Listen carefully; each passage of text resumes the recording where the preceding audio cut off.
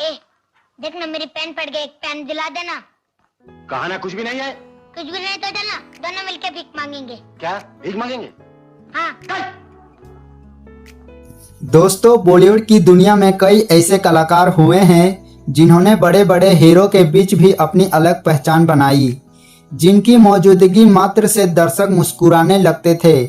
इनमें से एक ऐसा नाम है केस्टो मुखर्जी।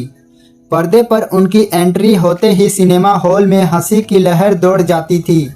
एक ऐसे कलाकार जिन्होंने पूरी जिंदगी कॉमेडी की, लोगों को गुदगुदाया, शराबी का रोल निभाकर अमर हो गए। लेकिन निजी जिंदगी में उनके हिस्से आया दर्द, संघर्ष और एकाकीपन।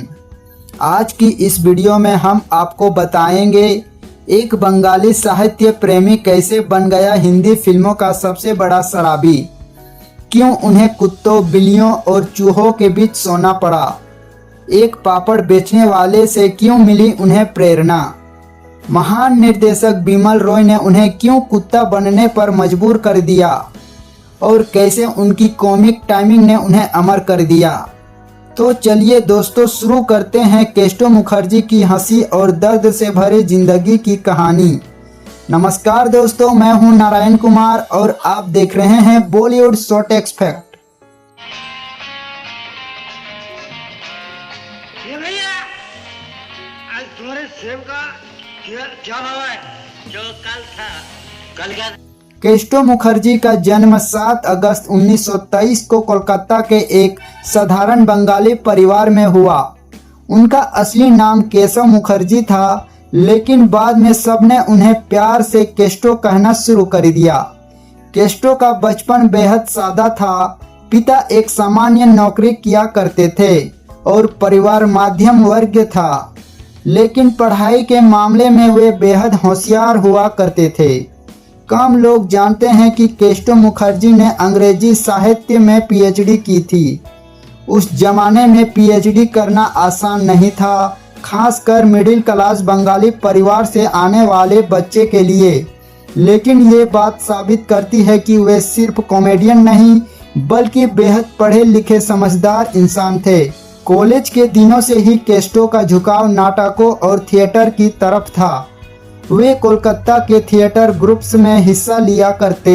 इसी दौरान उनकी मुलाकात बंगाली सिनेमा के दिग्गज कलाकारों और फिल्मकारों से हुई, खास तौर पर विश्वजीत चटर्जी और महान निर्देशक ऋतिक घटक ने उनकी प्रतिभा को पहचाना।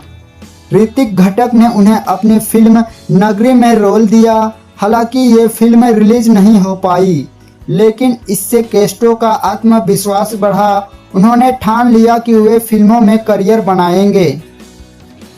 1950 का दशक बॉलीवुड का सुनहरा दौर था। राज कपूर, दिलीप कुमार, देव आनंद जैसे सुपरस्टार का राज था। कॉमेडी में जॉनी वॉकर और महमूद का जलवा था। ऐसे दौर में बिना किसी पहचान के बॉलीवुड में जगह बनाना आसान नहीं था। केस्टो ने कोलकाता छोड़ मुंबई का रुख किया। मुंबई में शुरुआती दिन बेहद संघर्षपूर्ण रहे।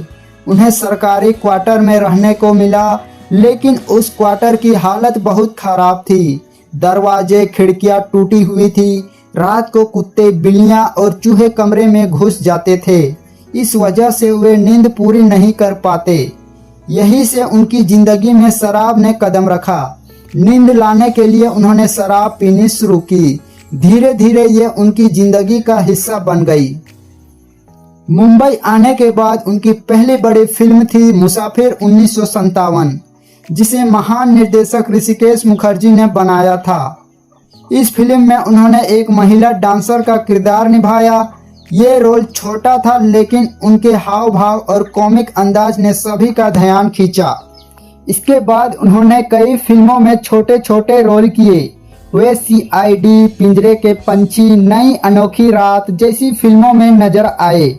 हालांकि इन रोल्स से उन्हें पहचान नहीं मिली, लेकिन उनका सफर शुरू हो चुका था। मुंबई में उनका सबसे बड़ा सहारा बने ऋषिकेश मुखर्जी। ऋषिकेश मुखर्जी को उनकी टाइमिंग इतनी पसंद आई कि उन्होंने केस्टो को बार बार अपनी फिल्मों में लिया। उनकी जोड़ी ने बॉलीवुड को गोलमाल, खूबसूरत, चुपके चुपके, गुड्डी जैसी सदाबहार फिल्में दी। इन फिल्मों में केस्टो के किरदार भले ही छोटे थे, लेकिन उनके डायलॉग और हाव भाव आज भी लोगों को याद है। 70 के दशक में जब फिल्म माँ और ममता के लिए शराबी कॉमेडियन की तलाश हो रही थी, तो ये रोल महमूद और जॉनी वॉकर को ऑफर किया गया था, लेकिन वे दोनों व्यस्त थे। रोल आया केस्टो मुखर्जी के पास और यहीं से उनकी जिंदगी बदल गई। उन्होंने शराबी का किरदार इतने बारीकी से निभाया कि लोग यकीन करने लगे कि वे असल जिंदगी में भी शराबी है। उनका लड़खड़ाता चलना, तुतलाती आवाज और चेहरे के एक्सप्रेशन सब कुछ इतना नेचुरल था कि वे कॉमेडी के उस्ताद बन गए। शराबी किरदार को इतना रियल बनाने के पीछे एक दिलचस्प कहानी है। उनके घर के पास रोज एक पापड़ बेचने वाला शराबी पीकर आता था। उसका लड़खड़ाता अंदाज, उसकी आवाज, ये सब केस्टो बड़े ध्यान से देखते थे। बाद में उन्होंने उसी अंदाज को अपने किरदारों में उतार दिया।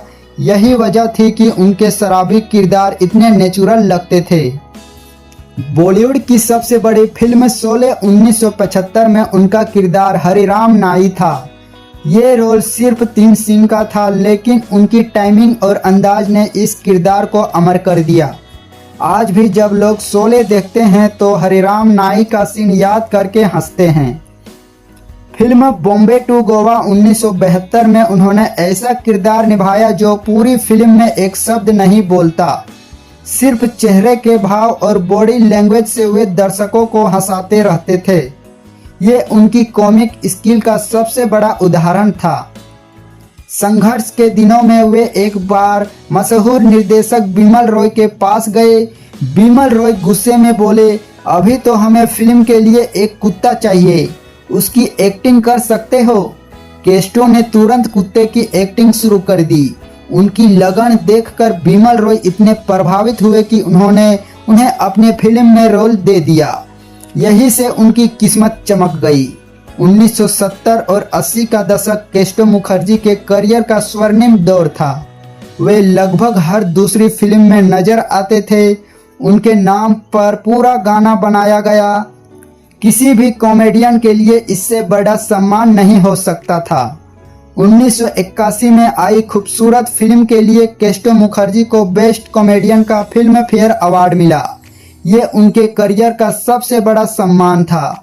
केस्टो मुखर्जी का विवाह शोभा मुखर्जी से हुआ था और उनके 2 बेटे अशोक मुखर्जी और बबलू मुखर्जी हैं।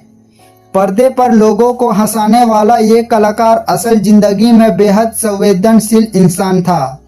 वे अपने बच्चों से बेहद प्यार करते थे, लेकिन उनके जीवन का सबसे बड़ा सदमा था उनके बेटे की मौत। इस दर्द से वे कभी उबर नहीं पाए। 2 मार्च 1982 को सिर्फ 56 साल की उम्र में ये महान कलाकार दुनिया को छोड़कर चला गया। करीब 30 साल के करियर में उन्होंने 90 से ज्यादा फिल्मों में काम किया। उनकी कॉमेडी का जादू आज भी कायम है। तो दोस्तों, केस्टो मुखर्जी का नाम सुनते ही हंसी चेहरे पर आ जाती है। वो सिर्फ एक कॉमेडियन नहीं, बल्कि हिंदी सिनेमा के इतिहास का एक अनमोल रत्न थे। उन्होंने हमें ये सिखाया कि हंसी का मतलब सिर्फ मजाक नहीं, बल्कि एक कला है। आज भी उनकी फिल्में देखकर दर्शक ठहाके लगते हैं। तो दोस्तों, आपको केस्टो मुखर्जी की कौन सी फिल्म या किरदार आपको पसंद है, तो कमेंट में जरूर लिखें और अपने दोस्तों को शेयर करें। और वीडियो पसंद आए तो लाइक करें और हमारे चैनल को सब्सक्राइब करें। फिर मिलते हैं एक और नई वीडियो के साथ। तब तक के लिए जय हिंद, जय भारत।